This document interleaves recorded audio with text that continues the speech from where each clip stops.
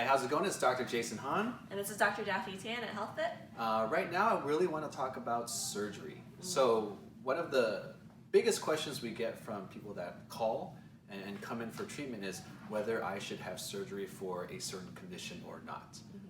What kind of experience do you have with that? So there's a couple of patients I've dealt with, especially one of my patients. He was super active, loved to hike for a long time. He would go on like 10 to 15 mile hikes a day.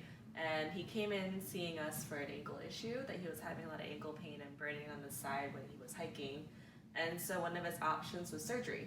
Okay. And then, so he said he wanted to try physical therapy first to see if that would help him at all, and it did. So before he would hike maybe like 1 to 3 miles and had a lot of pain on his ankle, and then now he's hiking for up to 10 miles, and then he can actually walk and just feel a little bit sore the next day, if anything, and most of the time he's totally fine. Right. So that's pretty cool, actually.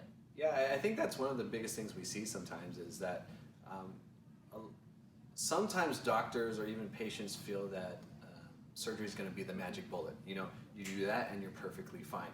And there are cases where surgery is warranted, but there's also that part of they actually need more strengthening and they need more flexibility and stuff like that. Right, and also if you think about the reasons why they're there in the first place, there's a bunch of underlying problems. Like we were discussing before, it was either how they're moving, their strength, their mobility, or how stable they are on that body part that they're coming in for.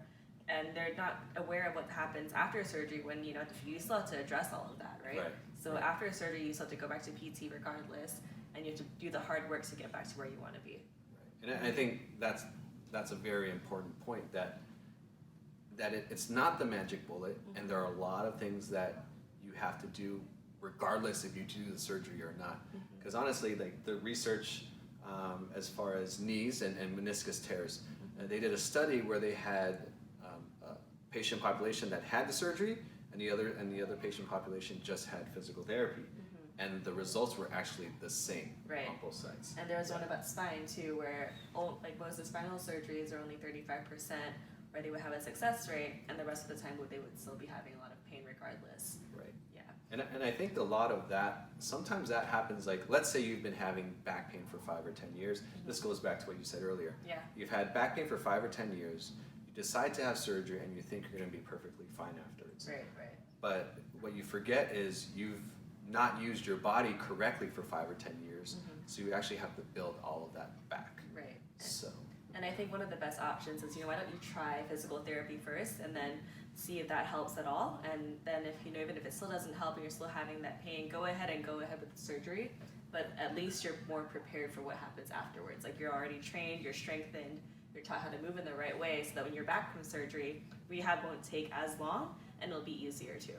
Right. So if any of you have questions regarding your individual situation, feel free to leave a comment below or just contact our office, and we're always willing to help. Thanks for listening, guys, and have a great day.